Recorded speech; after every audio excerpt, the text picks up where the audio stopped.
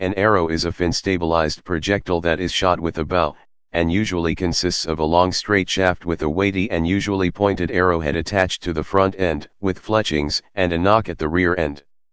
The use of bows and arrows by humans predates recorded history and is common to most cultures. One who makes arrows is a fletcher. History. The oldest evidence of stone-tipped projectiles, which may or may not have been propelled by a bow, cf. Atlatl, dating to c. 64,000 years ago, were found in Sibuta Cave, current South Africa. The oldest evidence of the use of bows to shoot arrows dates to about 10,000 years ago. It is based on pinewood arrows found in the Ahrensburg Valley north of Hamburg. They had shallow grooves on the base, indicating that they were shot from a bow. The oldest bow so far recovered is about 8,000 years old, found in the Holmgård swamp in Denmark. Archery seems to have arrived in the Americas with the Arctic small tool tradition, about 4,500 years ago. Size. Arrow sizes vary greatly across cultures, ranging from 18 inches to 5 feet, 45 centimeters to 150 centimeters. However, most modern arrows are 75 centimetra, 30 in, to 96 centimetra, 38 in. Most war arrows from an English ship sunk in 1545 were 76 centimetra, 30 in.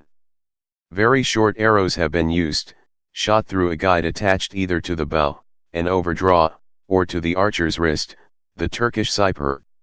These may fly farther than heavier arrows, and an enemy without suitable equipment may find himself unable to return them. Shaft. The shaft is the primary structural element of the arrow, to which the other components are attached. Traditional arrow shafts are made from strong, lightweight wood, bamboo or reeds, while modern shafts may be made from aluminium, carbon fiber reinforced plastic, or a combination of materials. Such shafts are typically made from an aluminium core wrapped with a carbon fiber outer. A traditional premium material is Port Orford cedar. The stiffness of the shaft is known as its spine, referring to how little the shaft bends when compressed. Hence, an arrow which bends less is said to have more spine. In order to strike consistently, a group of arrows must be similarly spined. Center shot bows, in which the arrow passes through the central vertical axis of the bow riser, may obtain consistent results from arrows with a wide range of spines. However, most traditional bows are not center shot and the arrow has to deflect around the handle in the archer's paradox. Such bows tend to give most consistent results with a narrower range of arrow spine that allows the arrow to deflect correctly around the bow. Higher draw weight bows will generally require stiffer arrows, with more spine, less flexibility, to give the correct amount of flex when shot. GPI rating. The weight of an arrow shaft can be expressed in GPI, grains per inch. The length of a shaft in inches multiplied by its GPI rating gives the weight of the shaft in grains. For example, a shaft that is 30 inches long and has a GPI of 9.5 weighs 285 grains, or about 18 grams. This does not include the other elements of a finished arrow, so a complete arrow will be heavier than the shaft alone. Footed arrows. Sometimes a shaft will be made of two different types of wood fastened together, resulting in what is known as a footed arrow. Known by some as the finest of wood arrows, footed arrows were used both by early Europeans and Native Americans. Footed arrows will typically consist of a short length of hardwood near the head of the arrow, with the remainder of the shaft consisting of softwood. By reinforcing the area most likely to break, the arrow is more likely to survive impact, while maintaining overall flexibility and lighter weight. Arrowhead. The arrowhead or projectile point is the primary functional part of the arrow, and plays the largest role in determining its purpose. Some arrows may simply use a sharpened tip of the solid shaft, but it is far more common for separate arrowheads to be made, usually from metal, horn, or some other hard material. Arrowheads are usually separated by function. Bodkin points. These are short, rigid points with a small cross-section. They were made of unhardened iron and may have been used for better or longer flight, or for cheaper production. It has been mistakenly suggested that the bodkin came into its own as a means of penetrating armor, but research has found no hardened bodkin points, so it is likely that it was first designed either to extend range or as a cheaper and simpler alternative to the broadhead. In a modern test, a direct hit from a hard steel bodkin point penetrated Damascus chain armor. However, archery was not effective against plate armor, which became available to knights of fairly modest means by the late 14th century. Blunts are unsharpened arrowheads occasionally used for types of target shooting, for shooting at stumps or other targets of opportunity, or hunting small game when the goal is to stun the target without penetration. Blunts are commonly made of metal or hard rubber. They may stun, and occasionally, the arrow shaft may penetrate the head and the target. Safety is still important with blunt arrows. Judo points have spring wires extending sideways from the tip. These catch on grass and debris to prevent the arrow from being lost in the vegetation. Used for practice and for small game. Broadheads were used for war and are still used for hunting. Medieval broadheads could be made from steel, sometimes with hardened edges. They usually have 2 to 4 sharp blades that cause massive bleeding in the victim. Their function is to deliver a wide cutting edge so as to kill as quickly as possible by cleanly cutting major blood vessels, and cause further trauma on removal. They are expensive, damage most targets, and are usually not used for practice. There are 2 main types of broadheads used by hunters, the fixed blade and the mechanical types. While the fixed blade broadhead keeps its blades rigid and unmovable on the broadhead at all times, the mechanical broadhead deploys its blades upon contact with the target, its blades swinging out to wound the target. The mechanical head flies better because it is more streamlined, but has less penetration as it uses some of the kinetic energy in the arrow to deploy its blades. Field tips are similar to target points and have a distinct shoulder, so that missed outdoor shots do not become as stuck in obstacles such as tree stumps. They are also used for shooting practice by hunters, by offering similar flight characteristics and weights as broadheads, without getting lodged in target materials and causing excessive damage upon removal. Target points are bullet-shaped with a conical point, designed to penetrate target butts easily without causing excessive damage to them. Safety arrows are designed to be used in various forms of reenactment combat, to reduce the risk when shot at people. These arrows may have heads that are very wide or padded. In combination with bows of restricted draw weight and draw length, these heads may reduce to acceptable levels the risks of shooting arrows at suitably armored people. The parameters will vary depending on the specific rules being used and on the levels of risk felt acceptable to the participants.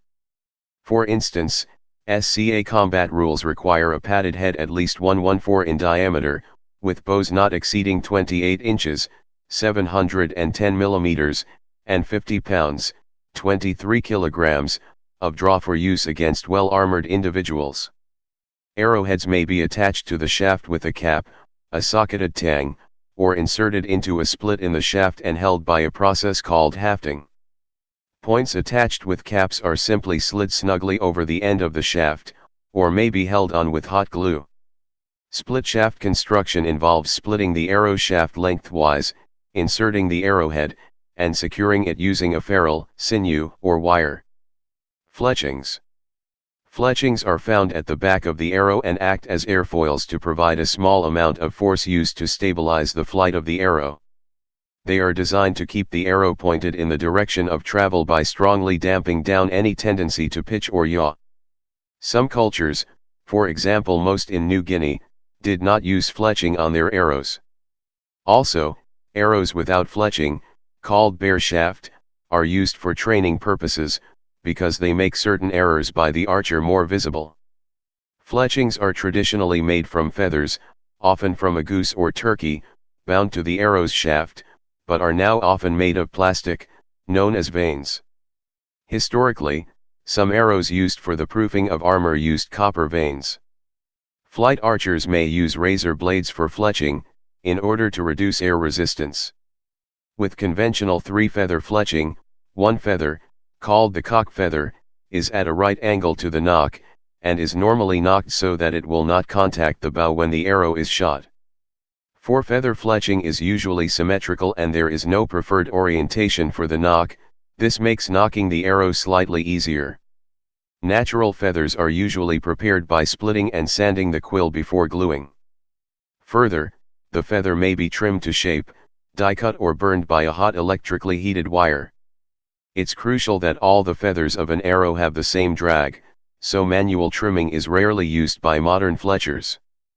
The burning wire method is popular because different shapes are possible by bending the wire, and the fletching can be symmetrically trimmed after gluing by rotating the arrow on a fixture. Some fletchings are dyed. Two-toned fletchings usually make each fletching from two feathers knit together. The front fletching is often camouflaged, and the rear fletching bright so that the archer can easily track the arrow. Artisans who make arrows by hand are known as fletchers, a word related to the French word for arrow, flèche. This is the same derivation as the verb fletch, meaning to provide an arrow with its feathers. Glue and thread are the traditional methods of attaching fletchings. A fletching jig is often used in modern times, to hold the fletchings in exactly the right orientation on the shaft while the glue hardens. Whenever natural fletching is used, the feathers on any one arrow must come from the same wing of the bird. The most common being the right wing flight feathers of turkeys. The slight cupping of natural feathers requires them to be fletched with a right twist for right wing, a left twist for left wing. This rotation, through a combination of gyroscopic stabilization and increased drag on the rear of the arrow, helps the arrow to fly straight away. Artificial helical fletchings have the same effect. Most arrows will have 3 fletches, but some have 4 or even more. Fletchings generally range from 2 to 6 inches, 152 millimeters, in length. Flight arrows intended to travel the maximum possible distance typically have very low fletching, while hunting arrows with broadheads require long and high fletching to stabilize them against the aerodynamic effect of the head. Fletchings may also be cut in different ways, the two most common being parabolic, i.e. a smooth curved shape, and shield, i.e. shaped as one half of a very narrow shield, cut. In modern archery with screw-in points, right-hand rotation is generally preferred as it makes the points self-tighten. In traditional archery, some archers prefer a left rotation because it gets the hard, and sharp, quill of the feather farther away from the arrow shelf and the shooter's hand. A flu-flu is a form of fletching, normally made by using long sections of full-length feathers taken from a turkey. In most cases 6 or more sections are used rather than the traditional 3. Alternatively, 2 long feathers can be spiraled around the end of the arrow shaft.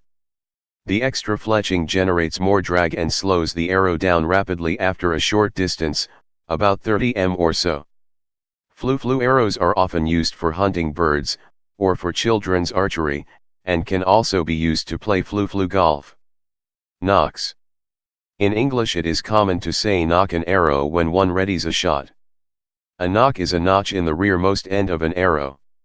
It helps keep the arrow correctly rotated. It also keeps the arrow from slipping sideways during the draw or after the release. It also helps maximize the arrow's energy, i.e. its range and lethality, by helping an archer place the arrow at the fastest moving place on the bowstring. Some archers mark the nock position with beads, knots or wrappings of thread. The main purpose of a nock is to control the rotation of the arrow. Arrows bend when released. If the bend hits the bow's stave, the arrow's aim will be thrown off. Wooden arrows have a preferred bending plane. Synthetic arrows have a designed bending plane. Usually this plane is determined by the grain of the wood of the arrow, or the structure of a synthetic arrow. The nock slot should be rotated at an angle chosen so that when the arrow bends, it avoids or slides on the bow's stave. Almost always this means that the slot of the nock must be perpendicular to the wood's grain, viewed from behind. Self-nocks are slots cut in the back of the arrow.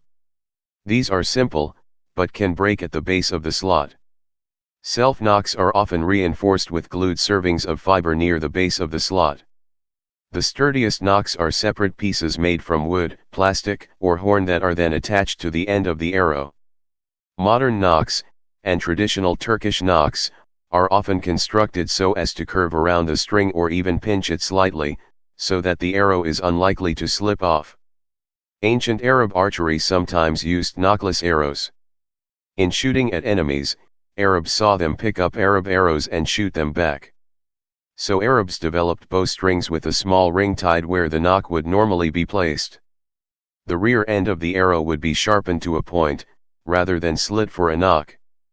The rear end of the arrow would slip into the ring. The arrow could be drawn and released as usual. Then the enemy could collect the arrows, yet not shoot them back with a conventional bow. Also, since there was no knock, the knock could not break, and the arrow was less expensive. A piece of battle advice was to have several rings tied to the bowstring in case one broke. A practical disadvantage compared to a knock would be preserving the optimal rotation of the arrow, so that when it flexes, it does not hit the bow's stave. The bent direction of the arrow might have been indicated by its fletching. Finishes and cresting. Arrows are usually finished so that they are not softened by rain, fog, or condensation. Traditional finishes are varnishes or lacquers. Arrows sometimes need to be repaired, so it's important that the paints be compatible with glues used to attach arrowheads, fletchings, and nocks. For this reason, arrows are rarely protected by waxing. Crests are rings of color painted on arrows in a unique arrangement to indicate the owner of the arrow. An arrow is usually crested on a lathe-like tool called a cresting machine. Please subscribe and thanks for watching.